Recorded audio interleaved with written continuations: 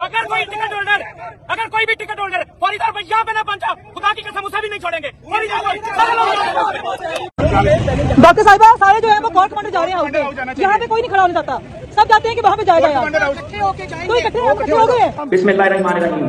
तमाम ग्रुपों में मेरी आवाज सुनने वालों, खासतौर पर सोशल मीडिया की टीम, आज इम्तिहान का वक्त है। डॉक्टर यास्मीन साहिबा के साथ मैं कोर्ट कमांडर हाउस पहुंच चुका हूं। हमारे साथ इस वक्त इजाज चौधरी साहब और महमूद रशीद साहब भी हमारे साथ हैं। इस वक्त हम कोर्ट कमांडर हाउस करके बाहर पहुंच चुके हैं। आज खान साहब का इम्तिहान खत्म हुआ और हमारा किलोमीटर से हर एक घर, हर माँ, हर बेटी, हर बुजुर्ग, हर जवान, हर बच्चा कि चलो चलो जी चलो। मैंने उस्मान डार भाई से, अली नवाज जबान से बात की, उन्होंने असद उमर साहब का मुझे मैसेज सुनाया। असद उमर साहब और मुराद साहब ये जो लीडरशिप अभी डिसाइड करेगी, इंशाल्लाह GHQ जाएंगे।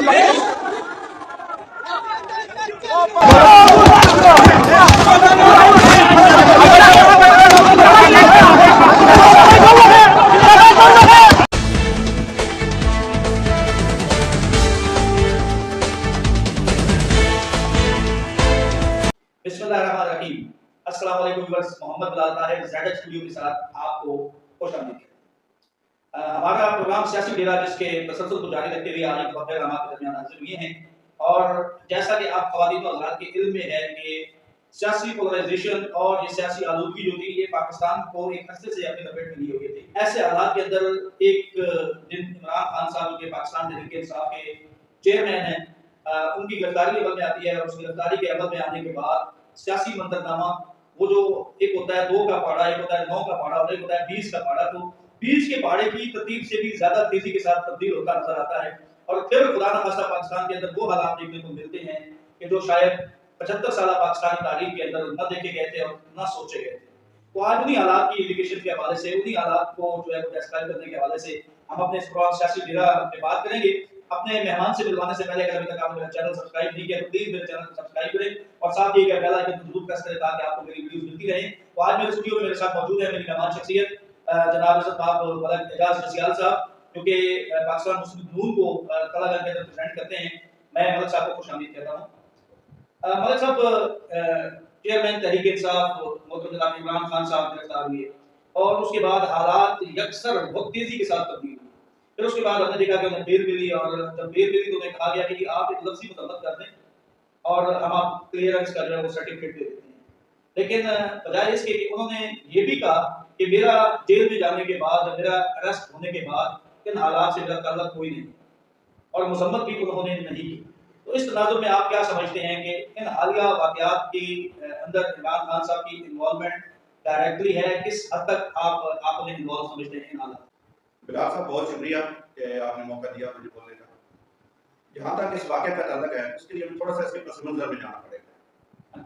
इमरान खान साहब का ये वतीरा है और ये आज से नहीं है बल्कि शुरू से है कि वो एक हाइप क्रिएट करते हैं, लोगों को उकसाते हैं और फिर बाद में एक काम करने के बाद उससे बिल्कुल हो जाते हैं। इसके अलावा हमें ये भी समझना चाहिए कि वो क्यों इस सारी अफरा तफरी में हैं और क्यों इतनी जल्दी में। उनकी जो डिमांड थी वो थी इलेक्शन। उन्होंने कहा कि मैं सूबाई असम्बलियां तोड़ दूंगा और इसलिए तोड़ूंगा कि मैं विफाक के इलेक्शन चाहता हूं, कौमी असम्बली के इलेक्शन के लिए मैं हुकूमत पर दबाव डालूंगा। लेकिन वो सूबाई असम्बलियां तोड़ने के बाद सूबाई असम्बलियों के ही इलेक्शन की कैंपेन चलाना शुरू हो गया, बजाय इसके कि वो कैंपेन चलाते कि कौमी असम्बली का इलेक्शन करवाया जाए। उस पर कोई फिर उन्होंने उससे और ज्यादा से महदूद किया और KPK को वो भूल गए और सिर्फ पंजाब के अंदर इलेक्शन करवाना चाहते हैं। और सुप्रीम कोर्ट या जो भी उनके साथ जो सपोर्ट मिल रही है वो भी पंजाब के इलेक्शन पे सारे फोकस करें कि पंजाब में इलेक्शन हो जाए। वो क्यों चाहते हैं कि पंजाब के अंदर इलेक्शन हो और बाकी KPK में भी ना हो तो खैर है, कौमी असम्बली के भी बाद में हो जाए तो खैर है, क्योंकि पंजाब को पाकिस्तान का एक गढ़ समझा जाता है और जो पार्टी पंजाब के अंदर बस इख्तियार होती है वो ये समझा जाता है कि शायद वफाक में भी उसको अक्सरियत मिलेगी।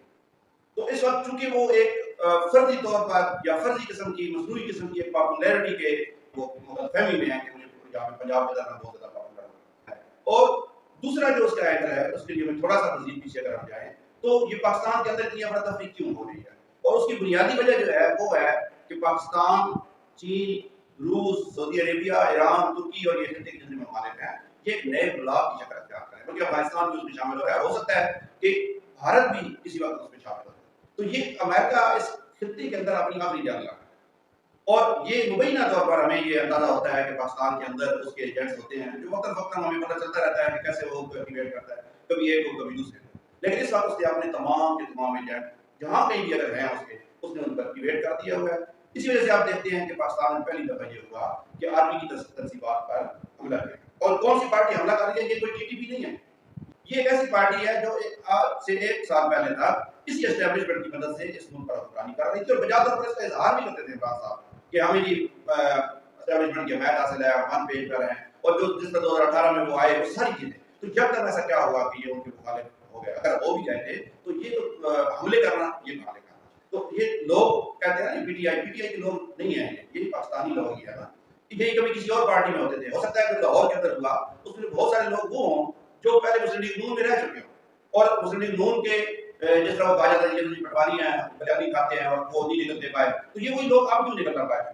उसकी वजह ये है कि पहले उन्हें कोई उकसाता नहीं था, अब उनको उकसाया गया है।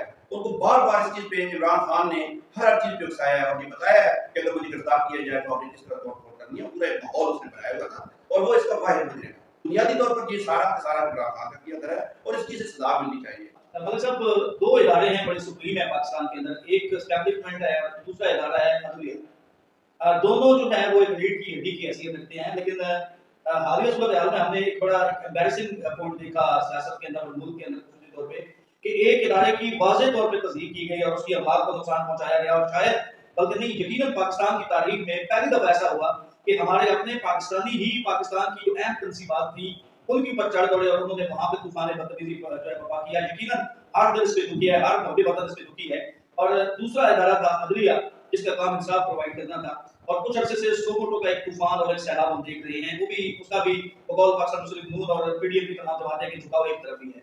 तो हालिया सूरत हाल के अंदर जो सुप्रीम कोर्ट की तरफ से बम्पर रिलीफ इमरान खान साहब को दिया गया था, ख्याल जी किया जा रहा था कि उसके बाद उनके लहजे के अंदर कोई तब्दीली आएगी और वो अपने जो गुज़श्ता लहजा है उसके ऊपर कोई नजरसानी फरमाएंगे। लेकिन ऐसा क्या हुआ कि वो वहां से आजाद होने के बाद मजीद अग्रेसिव नजर आए। जी, इसकी 2 वजूहत है। पहली वजह तो ये है कि अब हमें उसमें कोई लगी डिप्टी रखे बगैर हम कह सकते हैं कि सारे निज़ाम के पीछे अमेरिका है। अभी आज ही मैं पढ़ रहा था कि पाकिस्तान ने कोई दोस्ती बस सर्विस चलाई है तो अफगानिस्तान जाएगी उससे आगे, और फिर वो एक बड़ी मजे की बात कि वो पेशावर में बोर्ड लगा हुआ था तो उसके ऊपर मॉस्को का भी फासला लिखे हुए 4000 समथिंग किलोमीटर, इसी तरह राजस्थान का बहुत सारे फासले लिखे हुए हैं। तो वो ये जाहिर करते हैं कि ये जो नेटवर्क बनने जा रहा है चीन और रूस का, किस तरह सही हासिल होगी। आप देख रहे हैं कि अमेरिका ने कितनी जंगें लड़ी अफगानिस्तान के अंदर और उनको बुनियादी मकसद रूस को रोकना था। तो रूस को अब वो रोकता रहा, अगर वो जैसे वहां से निकलता है आप उधर मुंह करके रोड बनाना शुरू कर देते हैं। वाशिंगटन ने भी यही गलती की थी कि उसने उस तरफ मुंह करके रोड बनाना शुरू किया था और उसकी सजा उसको भुगतनी पड़ी। अब रूस के साथ चीन भी आ गया, तो ये पूरा खिता जैसे मैंने पहले कहा ये नए बुलाक की शक्ल में अमल हो रहा है। और वो जैसे चेयरमैन माओ ज़ेडुंग ने कहा था कि भाई एक वक्त आएगा कि मशरिक की हवा मगरिब की हवा पर भारी हो जाएगी, तो वो अब हमें नजर आ रहा है। तो इससे पहले एक रशियन टीवी पे एक वीडियो आई थी 2014-15 में जिसमें बताया गया था कि अमेरिका ने सीपैक और चीन को रोकने के लिए क्या क्या प्लान किया हुआ है। उसमें आखिरी जो नुकता था वो ये था कि अफगानिस्तान के अंदर की जो खाना जंगी है उसको पाकिस्तान एक्सपोर्ट किया जाएगा और पाकिस्तान के अंदर खाना जंगी करवाएगा। अब आप देखें तो पंजाबी पठान की बात आप सुनते हैं कभी आप जो है मजहबी लेवल की तफरीक सुनते हैं, कभी आप कोई सियासी पार्टियों के अंदर। अच्छा, अब पहली दफा देखा गया कि ये जो यूट्यूबर हैं पीटीआई के, इन्होंने फौज के अंदर भी पंजाबी पठान की बहस शुरू कर दी। तो अब ये जो इस तरह की बहसें हैं ये किस तरह लेके जा रही हैं कि ये चाहते ये हैं पीछे से जो चीज फीड की जाती है, अगला बंदा जो बात कर रहा हो सकता है उसको वो चीजें ना पता हो मैं क्या बात कर रहा हूं, लेकिन पीछे जो ट्यूनिंग की जाती है वो ट्यूनिंग किसी बुनियाद पर है कि खाना जल्दी करवाया जाए। एक इसका ये पहलू है कि अमेरिका सारी साजिश के पीछे। दूसरा पहलू ये है कि खान साहब जो हैं वो खौफजदा हो गए हैं और वो जो इनकी जो कहते हैं ना कि वो जो ये कर रहे होते हैं एक्चुअली उसके खिलाफ बोल रहे होते हैं। जब ये अपने आप को बहुत ज्यादा बहादुर शो कर रहे होते हैं तो इसका मतलब ये होता है कि अंदर से डरे हुए हैं। अब इनकी जो टोन ऊंची हुई है, जो आवाज ऊंची हुई है, तो ये सब खौफजदा है। एक इस चीज से खौफजदा है कि इनके खिलाफ जो कुछ इन्होंने ये जराइम का इर्तिकाब किया है इसकी बुनियाद पर इनके खिलाफ कार्रवाई न हो और ये लंबे अरसे के लिए पीछे कोई भी शुरू कर देते हैं। ये साजिश की जा रही है मुझे 10 साल जेल में डालने की और मुझे क्योंकि इन्हें पता था कि मैंने जो जुर्म किया है उसकी सजा यही है, तो वो उसको फिर पहले से डाइल्यूट करने की कोशिश करते हैं, डाइवर्ट करने की कोशिश करते हैं। एक तो ये वजह है। दूसरी वजह यह है कि आपने देखा होगा कि इनकी रिहाई के बाद जब ये ज़मान पार्क पहुंचे हैं तो वहां पे लोग नहीं गए इनको, जिस तरह पहले वहां झगड़ा लगा रहता था अब लोग पहुंचते हैं वहां नहीं जा रहे। तो ये ऊंचा बोल के लोगों को अपनी तरफ बढ़े। अभी उन्होंने गायबाना नमाज जनाजा वहां पे की कि भाई कुछ लोग जो उस हादसे में उनकी हुई मौत हुई है इस तरह, तो वो भी इसी तरह था कि लोग आए फिर ये शो किया जाए कि यहाँ पे दिखाया रहा है कोई माहौल, तो वो चाहते हैं कि मेरे पास फिर लोग इकट्ठे हों। क्योंकि लोगों को बतौर शील्ड इस्तेमाल करते हैं। तो ये वजह है कि वो इसको हीट को बढ़ा रहे हैं, दोनों वजह से। एक मैं गिरफ्तारी से बचा रहा हूँ, दूसरा ये है कि पीछे से जो अमेरिका की ट्यूनिंग है वो है, और ये लोगों को अपनी तरफ मुतवज्जह करना चाहते हैं। हम लोग अभी भी कह रहे थे कि आपने इस मौका को ज़ाया नहीं करना, लोगों को उकसा रहे थे। कल मैंने एक वीडियो देखी, तो ये मैं ये कहता हूँ कि जो इमरान खान साहब कहते हैं कि इस मौके को ज़ाया नहीं करना, तो ये वो ठीक कहते हैं, और ये मैं पाकिस्तानियों को कहता हूँ कि इस मौका को ज़ाया नहीं करना, इस फितरे से जान छुड़ानी है। अच्छा, बात वैसे मैं चाहता था कि मैं मज़ीद इसी गुफ्तगू को इसी तरह ही आगे बढ़ा था, लेकिन अब एक बड़ी दिलचस्प जो बात पैदा हो गई वर्ष के मलिक साहब ने जवाब दिया अमेरिका। अब अमेरिका क्या चीज़ है, थोड़ा सा मलिक साहब से ही जानेंगे कि खान साहब को जब तहरीक-ए-अदम लाई जा रही थी और उन्हें जब ये यकीन हो चला था कि तहरीक-ए-अदम कामयाब हो जानी है, तो उन्होंने यूं करके खत लगाया था कि ये देखें जी, ये साइबर अमेरिका से आया है और इसके अंदर ये लिखा गया है कि इमरान खान को रिमूव कर। और फिर अभी थोड़ी देर पहले मलिक साहब ये फरमा रहे थे कि अमेरिका ये चाहता है कि खान साहब जैसा हुक्मरान ही जो है वो पाकिस्तान के ऊपर मुसल्लत रहे।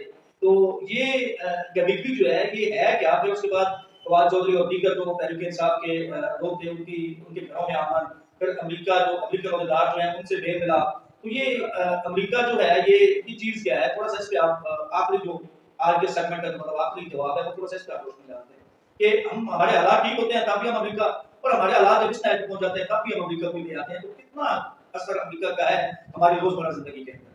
जी, बिलाल साहब ने बिल्कुल दुरुस्त कहा। ये सवाल जरूर उठता है कि हमारा वक्त अमेरिका और साथ चीजों पे क्यों चलते रहते हैं। उसका एक तो ये है कि जब हम तारीख पढ़ते हैं, जो बंदा तारीख से वाबस्ता है उसको पता है कि किस वक्त अमेरिका ने क्या किया।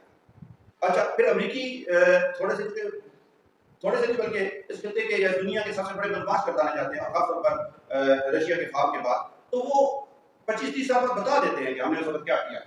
वो खुद बता देते हैं। अब अगर वो खुद तस्लीम कर लेते हैं कि फलां वक्त हम ज़िया को क्यों लेके आए थे, या फलां वक्त हम अय्यूब को क्यों लेके आए थे, या हमने अय्यूब की मदद क्यों की थी, तो जब वो खुद अपने आर्काइव में से उनके डॉक्यूमेंट शाया होते हैं तो वहाँ से हमें पता चलता है कि अमेरिका या उन्होंने खुद बता दिया कि इराक के अंदर जो उन्होंने कार्रवाई की थी वो झूठ की बुनियाद पर हमने की थी।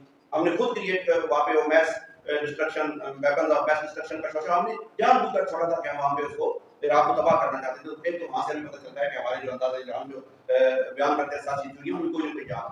दूसरी बात यह है कि जैसे वो कहते हैं ना कि मिस्र के अंदर जमाल अब्दुल नासिर साहब थे शायद कि वो 30 साल अमेरिका के खिलाफ झंडा बुलंद करके हुकूमत करते रहे मिस्र पर, लेकिन एक्चुअली वो अमेरिका की पॉलिसी को फॉलो करते थे। तो उनकी वफात के बाद वो भी जब अमेरिका ने अपने वो डॉक्यूमेंट शाया किए तो पता चला कि ये लोग एजेंट थे।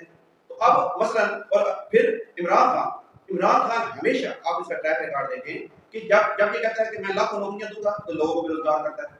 जब ये कहेगा कि लोग बाहर से इस मुल्क में नौकरियां करने आएंगे तो लोग बाहर इधर से भाग रहे होते हैं। इसलिए जो भी ये उसको ये बात कर रहे थे, ये भी इसका ट्रैक रिकॉर्ड तकरीबन बहुत जो कौमी लेवल के साथी हैं वो भी बयान करते हैं, मैं नहीं करता, सारे लोग कहते हैं वो भी है, लेकिन उसको भी छोड़ दें।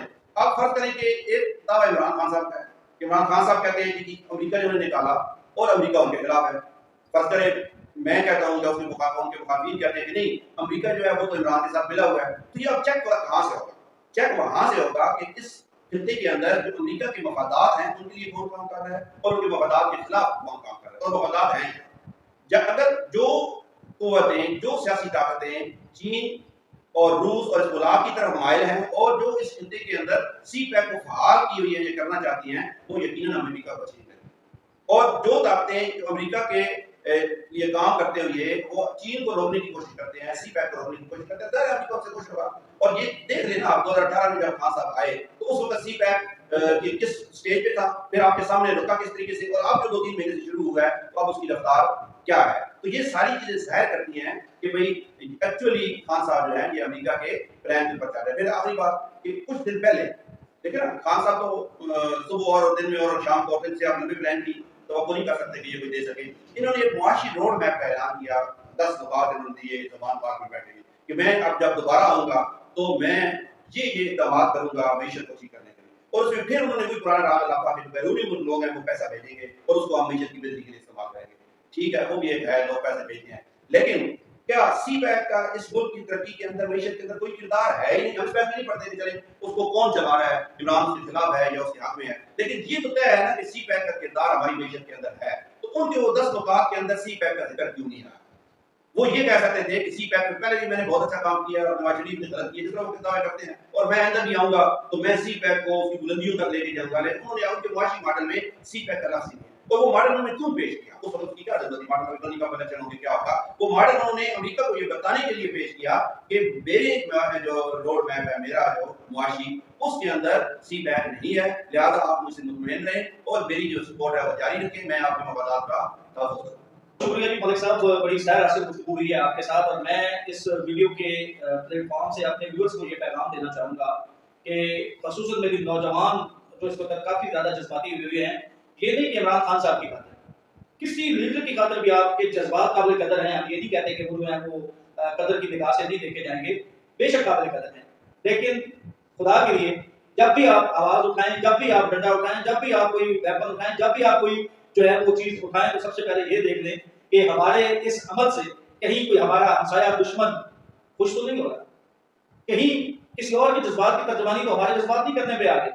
यकीनन जब आप इस अंदाज़ में बैठकर देखेंगे तो व्यूअर्स ये कोई छोटी बात नहीं थी कि जो हो चुकी इस मुल्क के अंदर, और यकीनन ये भी तारीख में स्याह बाब के अंदर देखा जाएगा कि पाकिस्तानी कौम के जो मुहाफिज थे, जो पाकिस्तानी कौम की एक पहचान थी, जिसे पाकिस्तान आर्मी कहते थे और जिसके साथ पाकिस्तानी अवाम दिलो जान से बढ़कर मोहब्बत किया करती थी, एक वक्त आया कि चाहे किसी के बहकावे में आ गए, चाहे जज्बात के अंदर आ गए, तो इसी कौम के हाथों उन्हीं मुहाफिजों को ये दिन देखना पड़ा और फिर मजबूर हो गए वो इस बात पे कि वो सख्त जो है वो ज़बान इस्तेमाल करें। तो यकीनन ये इदारे हमारे हैं, ये पाकिस्तान हमारा है। देखिए, इमरान खान हो, नवाज शरीफ हो, आसिफ जरदारी हो, कोई भी लीडर, ये तमाम तब तक हैं जब तक पाकिस्तान है, और पाकिस्तान तब तक है जब तक पाकिस्तान के ये मुअज़्ज़िज़ इदारे मौजूद हैं।